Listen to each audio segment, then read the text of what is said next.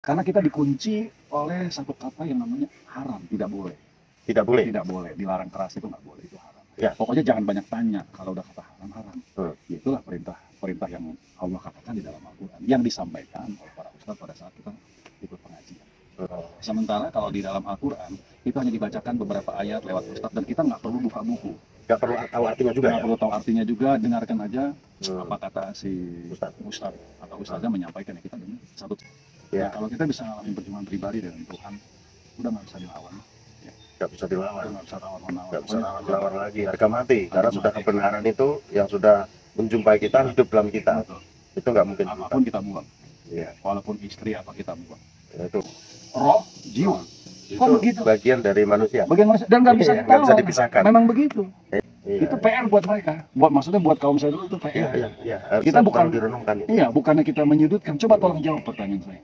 Dasarnya apa? Lalu siapa yang membuat kalimat, yang membuat bacaan itu? Iya. Ya dong, apakah Allah tulis, lemparin ke bumi, cus, pakai kertas, lalu ditangkap oleh manusia, lalu disalin? Apakah begitu ceritanya?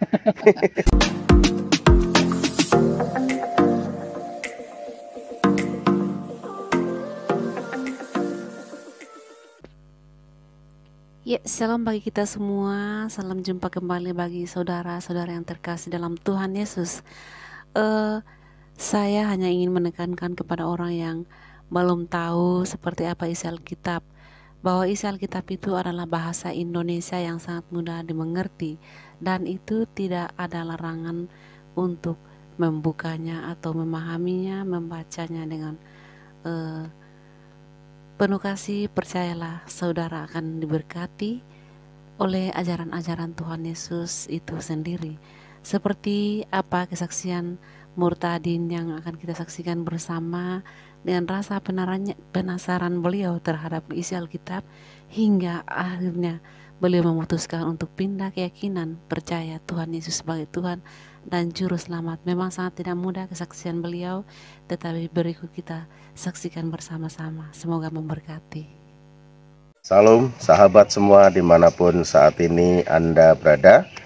Saat ini saya sedang bersama dengan Pak Hendri Susanto, seorang murtadin yang saat ini mengasihi Tuhan, melayani Tuhan, dan mengalami perubahan dalam Tuhan tentunya. Untuk itu saya akan segera bercakap-cakap dengan hambanya, mungkin bisa menyaksikan tentang kebaikan Tuhan dalam kehidupannya, ya, bisa memperkenalkan diri, ya. Setelah itu ceritakan sebelum dan setelah terima Yesus itu apakah ada perubahan seperti apa itu. Kalau ada perubahan yang seperti apa, mungkin bisa diceritakan, Pak.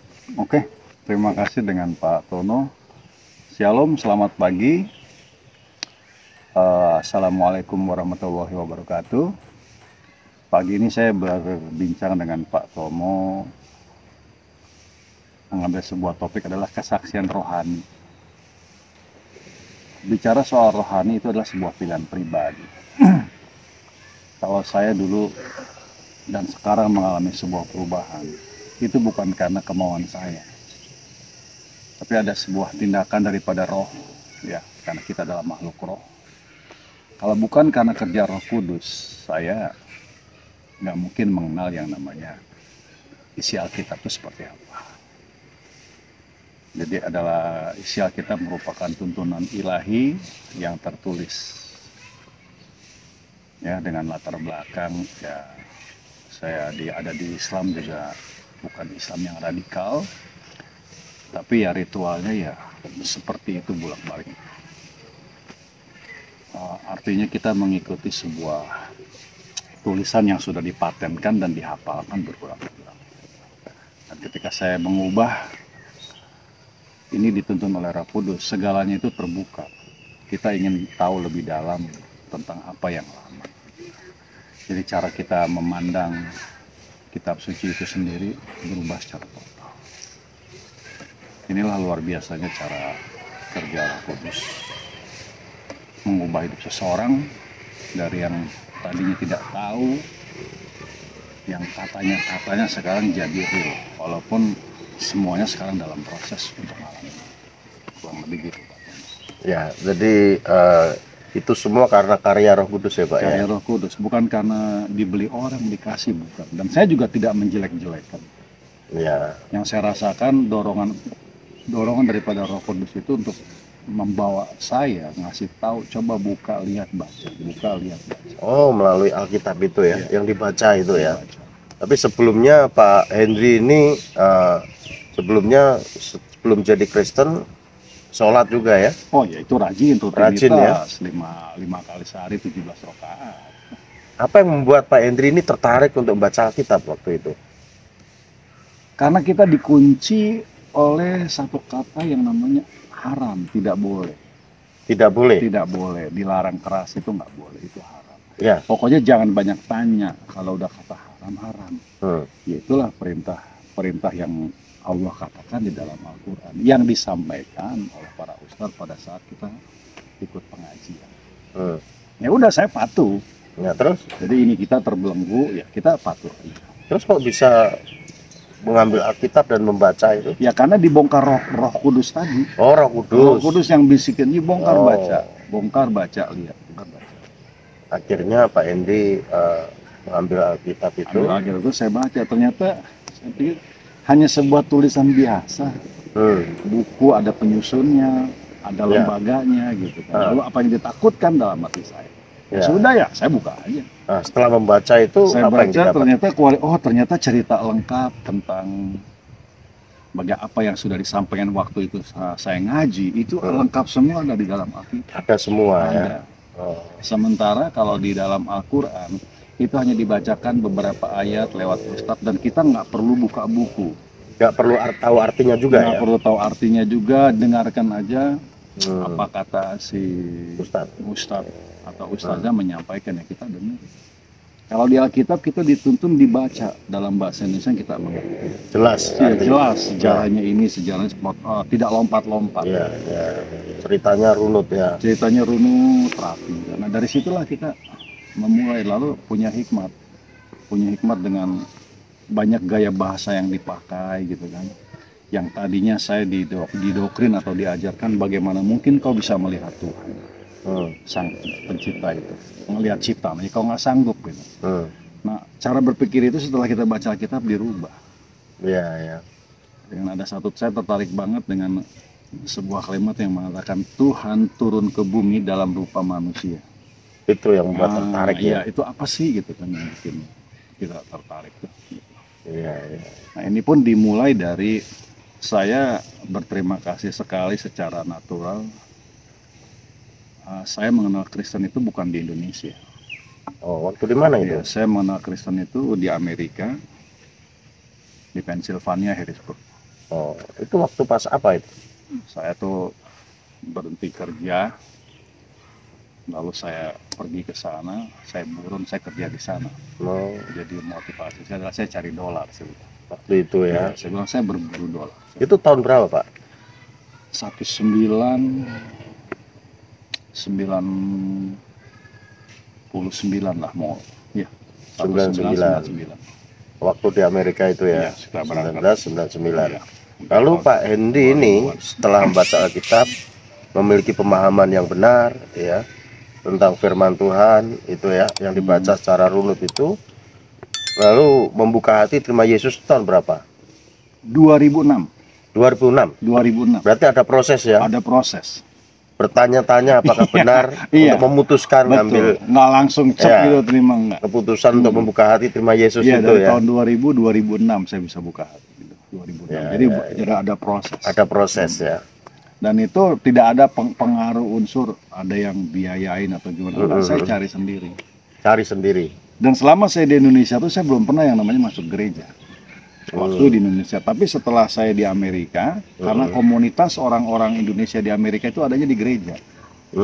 Nah, saya ada di gereja Katolik Ortodok yang besar sekali, Ya, bangunannya itu ya. bangunannya gede ya di situ. Megah, mewah itu. Udah mewah di situ ya. Disitulah saya pertama kali, oh di dalam gereja tuh seperti ini.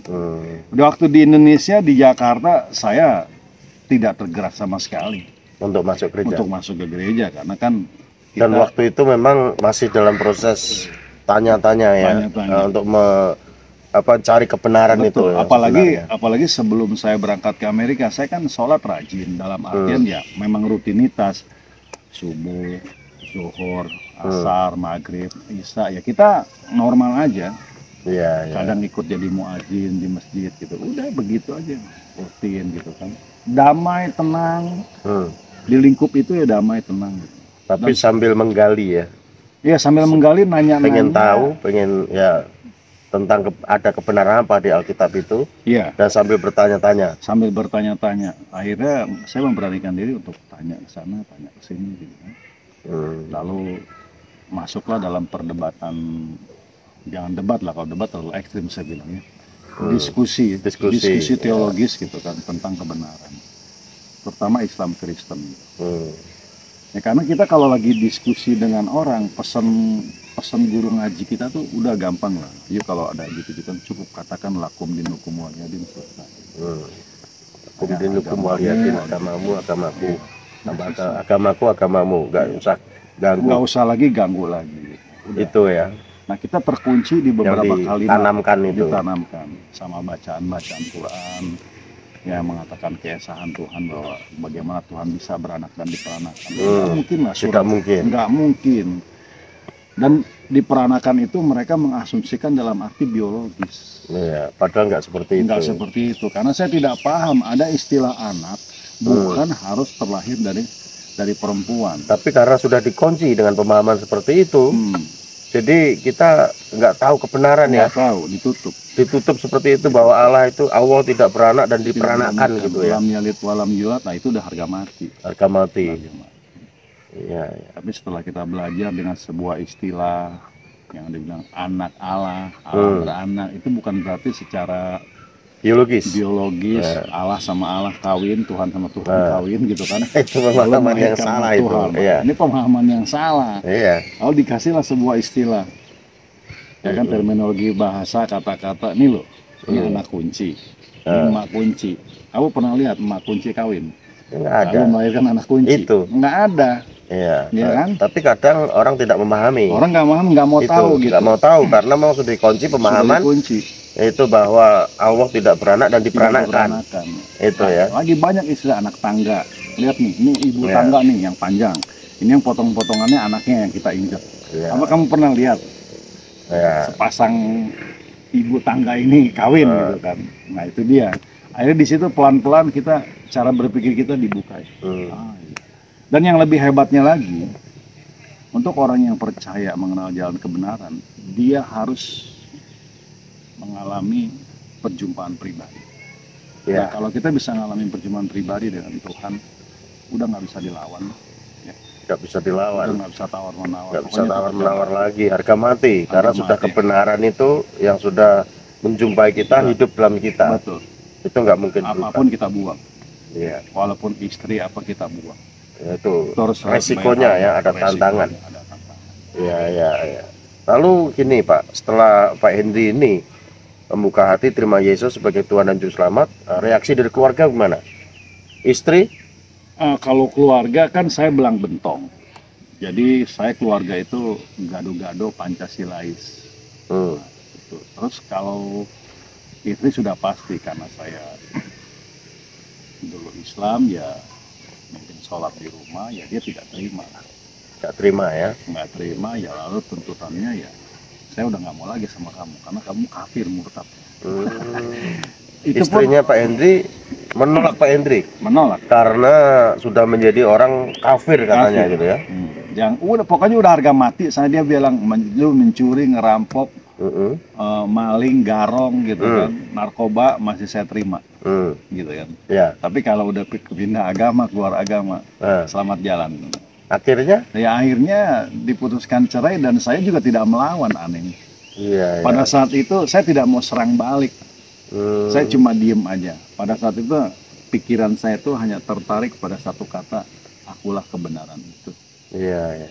Akulah yang selama ini kau cari-cari dan kau sembah. Aku ada di sini. Karena sudah menemukan kebenaran itu. Nah, itu tadi. Sehingga ada harga yang dibayar. Ada harga yang dibayar. Harus kehilangan istri. Iya, saya udah nggak musingin lagi perkara-perkara gitu ya. Saya jalan, pikiran kosong. Lalu saya ingin tahu di Jakarta, di Indonesia tentang gereja itu apa. Ini benar-benar saya tidak tahu gereja soalnya. Iya, karena latar Karena belakang latar kan belakang jelas. kan dia dari masjid ke masjid, masjid ke masjid. musola, pergaulannya juga, gitu Iya. kan. Dengan benar-benar di lingkungan Betawi yang rata-rata memang mayoritas paling banyak Islam. Iya, iya. Penghafal Quran yang mereka nggak perlu tahu artinya ya nggak masalah, gitu. Yang penting ya, lakukan. Lakukan. Itu sekalipun nggak tahu arti ya. Iya, nggak tahu arti. Tapi begitu kita tahu arti lucu. Banyak hal-hal yang Banyak hal yang aneh gitu ya. ketika kita menerjemahkan, oh itu cara menerjemahkannya nggak begitu, tafsirnya nggak begitu. Wah, makin capek saya. Iya. Ya kan kayak contoh kata di dalam Quran ada kalimat kami. Kalau esa sama dengan satu tunggal, kenapa? Karena menggunakan kata kami gitu kan. Ya tapi mereka kalau saya ajak ngobrol begitu tetap aja ngebalik-balik. Iya. Susah. Soalnya sudah Udah terpatri bahwa apa yang diimani, dipercaya itu adalah kebenaran. Iya. Sehingga dia terus membenarkan diri Betul. dengan apa yang dia percayai itu ya. Sehingga nggak bisa memandang, melihat kebenaran yang sejati. Ya, sejati. Dan itu dibilang harga mati. Sama seperti saya waktu saya menjalankan di musim itu harga mati. Iya. Sepertinya memang benar kalau kita nggak melakukan rutinitas ibadah itu ada yang hilang gitu. Iya. Jadi Iya. kalau tidak johor mungkin Pak Tomo juga nggak iya, sama ada kan waktu sesuatu yang protokol hilang. Islam. Iya. Kayaknya kalau belum sholat janggal gitu. Makanya banyak orang yang lagi dalam jalan belain untuk berhenti lagi bawa kendaraan, Benar, lalu iya. dia sholat dulu walaupun cuma 5-10 menit. Betul. Dan Nah, itu di jam-jam tertentu. Di jam-jam tertentu. Lewat itu batal. Udah Nggak bisa. waktunya udah habis. Waktunya habis. Dibatasin. Tapi kalau di Kristen kan kagak. Iya. You mau kapan aja, mau gaya apa, di mana, dengan siapa, tidak perlu memikirkan penyucian diri. Karena apa? Tuhan berkata, sembahlah aku di dalam roh dan kebenaran. Iya. Jadi dia itu adalah roh dan kebenaran. Tidak dibatasi dengan ruang dan tempat, menghadap ke kanan, menghadap ke kiri. Itu nggak penting lagi. Jadi kita nggak pusing nyari-nyari arah, oh disalah nggak nih? Kalau salah arah, kita sah nggak ya? Nggak mikirin gitu. Iya. Pokoknya cukup tekuk tangan, tarik, pejamkan mata, dalam hati niatkan. You mau berdoa apa? Dan lebih hebatnya doanya ini unlimited. Iya, kapan Tidak, saja, kapan dan saja tidak baca. terbatas ruang waktu. Betul, bacaannya pun apa saja. Nggak perlu dibatasi harus baca ini sekian kali, harus baca ini amalkan sekian kali, nggak perlu. Iya, ya. Cukup niatkan kamu mau apa. Ngomonglah dengan posisi apapun, di kendaraan, silakan. Dan dia Tuhan yang maha tahu, Maha yang tahu, omnipresent, maha hadir. Ya. Dia nggak harus kita di satu tempat tertentu, waktu tertentu, menghadap ke arah tertentu. Nah, kemana aja. Ya, kemana saja. Itulah Tuhan kita ya, Betul. yang maha hadir. Dia roh adanya. Dia roh adanya. Jadi kita bisa jumpai kapan saja, di mana saja. Itu enaknya ya, Pak ya. Setuju, enaknya. Makanya yang dulu saya tidak tahu juga jadi tahu. Di dalam hadis juga dikatakan bahwa kenapa di Al-Quran ada salah satu tokoh yang dikatakan Nabi. Dia mengatakan dalam hadisnya yang berbunyi Isa fa innahu rohullah wa kalimatuhu. Ya kan, Isa itu adalah roh Allah dan firman-Nya yang hidup dari kalimatnya. Pertanyaannya kenapa harus dia, tidak yang lain? Berulang-ulang kalau saya ketemu teman saya, kenapa harus dia? Iya kehendak Allah, iya kehendaknya kenapa sama dia? Kenapa nggak ke yang lain? Iya, iya. Ini kan jadi satu pertanyaan besar gitu. Ya, kalau dia kalimat Allah berarti kalimat Allah kan berarti itu datangnya Allah sendiri. Iya. Bukannya diciptakan. Jadi ada bagian dari Allah itu yang keluar, yang menjelma, nuzul. Nuzul, ya. Nuzul menjadi. Kok begitu? Ya memang maunya begitu, Pak. Nggak bisa kita bantah. Ada memang aturan main yang memang baku dan kita nggak bisa nawar. Ada yang gitu ya, berjelas saja. Harga mati, Pak. Nggak bisa. Iya. Kayak langit begitu tinggi, semakin kita ngeliat jauh seakan-akan langit itu turun. Padahal begitu kita samperin, nggak ada ujungnya. Dan lebih antiknya lagi, ini langit nggak ada tiang loh. Iya. Tidak ada tiang penyangga. Kok begitu? Ya memang begitu. Memang begitu gitu. Jadi kalau dalam ajaran Kristen ada Bapa, Anak, dan Roh Kudus, kok bisa begini? Ini buatan manusia? Enggak, memang begini. Lihat aja ruas jari kita. 1, 2, 3. Lalu tubuh kita, kepala, badan, kaki, tangan, ya, pergelangan, sikut, sama bahu. Itu semua bagian dari tubuh. Bagian dari tubuh. Oh iya. Tubuh, roh, jiwa. Itu kok begitu? Bagian dari manusia. Bagian manusia dan nggak bisa ditawar. Nggak bisa dipisahkan. Memang begitu. Iya, kalau manusia tanpa tubuh apa namanya? Mati. mati. Jadi tiga ini nggak bisa Iya. dipisahkan. Manusia tanpa roh mati juga kan? Mati Iya. juga. Jadi nggak bisa dipisahkan. Nggak itu, bisa Pak. dipisahkan. Bapa, Anak, dan Roh Kudus. Sebenarnya setelah saya di dalam Islam pun ada tiga. Cuman mereka tidak mau mengakui. Iya. Coba Bapak waktu sholat kita sholat, itu ada bacaan terakhir namanya At-Tahiyatul. At-Tahiyatul. At-Tahiyatul Mubarakatuh Salawatu Sayyibatulillah. Itu kan ada Allahumma sholli ala Sayyidina Muhammad wa ala ali Muhammad kama barakta ala Sayyidina Ibrahim Ya. wa ala ali Ibrahim, ujungnya fil alamina innaka Hamidun Majid. Pertanyaannya, ketika kita membaca rangkaian surat ini, bisa nggak salah satu tokoh saya cabut? Nggak bisa. Mohon izin Pak. Salah satu saya tiadakan gitu, bisa nggak? Kan dia nggak berani. Nggak berani. Tapi pikiran dia nggak terbuka. Walaupun kita tidak menyembah dia, kita menyebut namanya. Menyebut Namanya di dalam ibadah, itu kan ibadah. Iya. Yang sakral ya, hukumnya ritual sangat pribadi. Dalam ibadah. Aha. Itu nyebut nama itu Nyebut juga. nama Ibrahim. itu. Ibrahim dan Muhammad. Kenapa Muhammad tokoh ini disebut ya? Kenapa nggak ini ya, fokus saja. Nggak fokus aja satu kepada Allah aja kan, Iya, sendirian dia. Kalau emang Kenapa dia harus tunggal, menyebut ngapain itu? harus nyebut dua ini?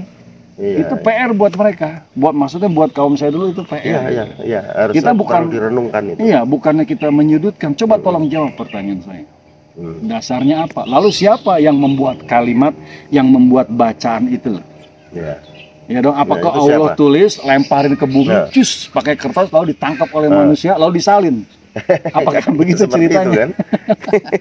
Makanya saya bilang kalau ada teman-teman saya yang mengatakan itu mah kitab bikinan manusia. Yes, saya aminkan. Memang Alkitab itu ditulis oleh manusia. Manusia yang menulis atas Manusia yang ilham menulis, Roh Kudus. tapi ilhamnya, pola Roh Kudus. pikirnya itu Roh Kudus. Jadi manusia itu, nabi-nabi, rasul-rasul itu menulis Alkitab bukan kehendaknya sendiri, Bukan, kehendak Roh Kudus. kehendak Roh Karena Kudus. didorong Roh Amin, Kudus ada menulis tuntunan. itu, sehingga tanpa salah. Tanpa salah. Itu. Dan dia ditulis oleh 40 orang lebih. Dan itu harus beda. Kalau sama namanya bohong, Pak. Ya, sesuai dengan karakter Iya, masing-masing. harus berbeda. Iya, karakter Paulus, karakter Petrus beda. Beda, nggak boleh Gaya sama. penulisannya Gaya juga penulisannya beda. Tetapi Sama. inti daripada berita itu sama. Sama. Ini Iya, yang benar. itu. Karena itu Tuhan kan yang Betul. mendorong para hamba-hambanya itu Iya. untuk menulis. Kan begitu ya. Beda ya jadinya. Beda. Ya. Jadi kalau beliau dipikir harus sama semua, itu namanya bohong. Kita ini Iya. bukannya keramik yang dicetak. Ya, bukan Ujung-ujung robot sama, juga bukan kita, robot. bukan robot. Kita makhluk hidup Itu. gitu loh. Jadi beda. Iya. Satu contoh, ada peristiwa kecelakaan fatal di jalan tol kilometer 50. Orang pertama lewat.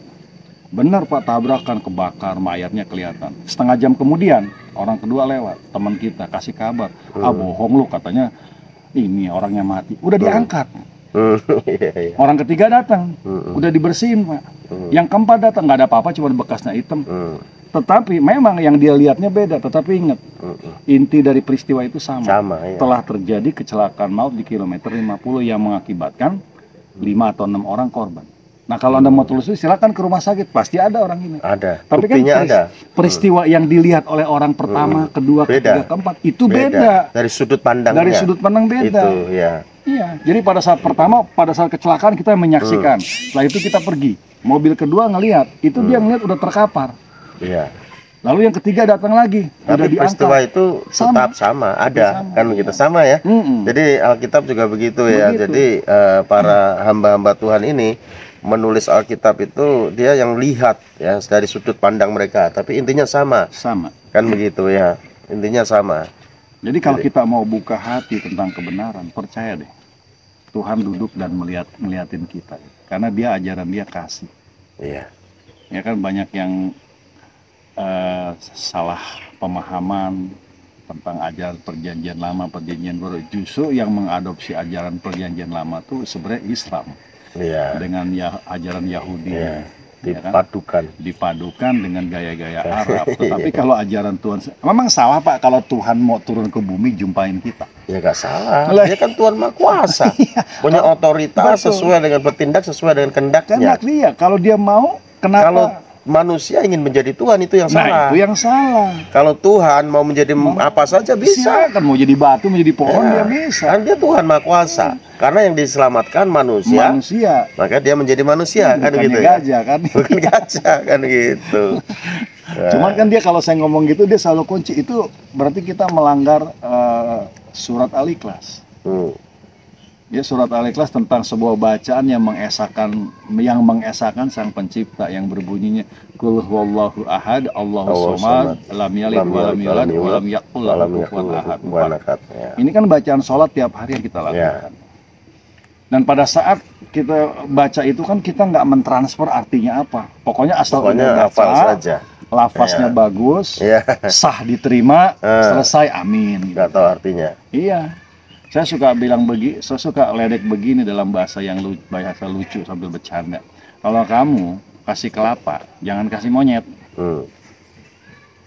Dia bingung. Diputer-puter, didudukin. Apa ini? Karena dia bingung apa ini. Kalau mau ngasih kelapa sama tupai. Nah, Pasti sama dia korek. Korek ya, dia Dia tahu. korek, dia buka isinya apa nih. Isinya enak dia minum. Kalau pahit dia pergi. Kalau monyet nggak mau tahu. Nggak mau tahu. Digudung-gudung gitu kan. Gitu ya. Anekdot lucunya gitu kan. Nah, tupai itu unik, dia udah korek, dia minum airnya, apalagi dia bikin rumah. Ya itu. Kelapanya ini dia bolongin, dibikin Kelapa sangkar rumah. dimakan dulu. Kelapanya dimakan, airnya diminum, batok kelapanya Batoknya dibikin rumah. ada fungsinya juga. Iya. Ini anekdot lucu aja gitu. Iya. Tapi ya kembali lagi, saya setuju bukan ungkapan dikatakan di dalam ayat suci ini, itu surat Al-Kafirun yang terakhir. Ya lakum dinukum waliyadin. Ya, saya tetap pegang itu. Itu endingnya ya. Itu endingnya. Endingnya ya. Ending dari sebuah diskusi. yang Kalau misalnya dia udah nggak mau ngelayani. udah mentok, ya. Mentok udah ya. agama. Selesai. Saya juga sama. Ya. Lalu saya bilang bikin kopi, nggak usah ini kan. Santai, kita ngopi lagi, udah baiklah. Ya, memang dalam hal agama, kepercayaan itu kan nggak bisa dipaksakan. Itu free will, kehendak bebas manusia memilih. Setuju. Kan begitu ya. Setuju. Tapi kalau kita sudah tahu kebenaran, apa salahnya? Iya. Kalau kita membuka hati, menerima kebenaran itu, yaitu dalam Yesus Kristus Tuhan. Kan begitu ya. Seperti Pak Hendi. Iya kan, sekalipun ada risiko, Ya. ada tantangan ya, harus kehilangan istri, tapi mendapatkan sesuatu yang lebih berharga. Sesuatu yang lebih berharga, yaitu jalan kebenaran Dan itu dalam Yesus Kristus Tuhan. Dan itu keselamatan yang kekal yang Tuhan tawarkan, kan gitu ya. Ini Betul sesuatu sekali. yang berharga, Mahal sekali. mahal sekali. Tentunya ada perbedaan ya setelah terima Yesus sama sebelum. Ini bisa diceritakan. Ada perbedaan, itu rasa ketakutan. Yang pasti tuntutan yang paling besar itu jangan melakukan kesalahan. Itu di atmosfer otak kita seperti sesuatu gaung yang nggak pernah hilang. Jadi ketika kita ingin bertindak hal-hal yang negatif, yang buruk, itu nggak berani. Iya. Karena ada Roh Kudus dalam diri kita, sehingga Roh Kudus itu yang menyinsapkan kita akan dosa, menyadarkan kita, seperti alarm. Pada saat kita mau melakukan kesalahan, mau melakukan dosa, dia bunyi ya. Dia memberitahu, oh itu nggak boleh. Nah, itu yang luar biasanya, nggak diterobos saja. Itu ya, dapat membedakan. Ya, makanya apa-apa jangan nyalain Tuhan, salahkan dirimu sendiri gitu loh. Tuhan udah selesai. Beda-beda sekali lah ya. Sangat beda. Cara kita memandang, udah lagi tidak terikat oleh liturgi, pakaian, adat istiadat. Kita bebas. Mau gaya apapun bebas. Tapi ini kebebasan di dalam Tuhan, bukan bebas melakukan dosa. Betul, kebebasan ya kan? di dalam Bebas dalam kebenaran. Ada aturan. Mengekspresikan untuk Tuhan, kan begitu ya. Luar biasa. Ya, baik pemirsa, ini perbincangan yang sangat luar biasa. Saya bersama dengan Pak Hendi ya, yang latar belakang dari Muslim dan sekarang sudah hijrah, terima Yesus sebagai Tuhan dan Juru Selamatnya, dan hidup di dalam Tuhan. Tentunya ada jaminan, yaitu kehidupan kekal dalam kerajaan surga, karena hidup dalam Tuhan dan hidup menurut aturan Tuhan tentunya, yaitu dalam firman-Nya. Ini penting untuk kita renungkan, untuk kita ketahui kalau kita sudah percaya kepada Tuhan, jangan pernah tinggalkan Tuhan. Dan kalau saudara ya belum tahu tentang kebenaran, dan saat ini saudara mengerti kebenaran, sudah mulai tahu kebenaran dan mengerti kebenaran, jangan keraskan hatimu. Buka hati, terima Yesus sebagai Tuhan dan Juru Selamatmu, dan hidup di dalam Tuhan. Maka engkau memiliki jaminan kehidupan kekal dalam kerajaan surga. Terima kasih buat waktunya ini. Sama-sama Pak Hendi yang luar biasa, memberkati setiap pemirsa semua. Baik, pada akhirnya saya Pastor Cornelius Suratomo Jati bersama dengan Pak Hendi ya undur diri dari hadapan saudara, dan doa kami buat saudara semua tetap sukses selalu Sehat selalu. Tuhan Yesus memberkati. Kenapa kita harus memilih Tuhan Yesus?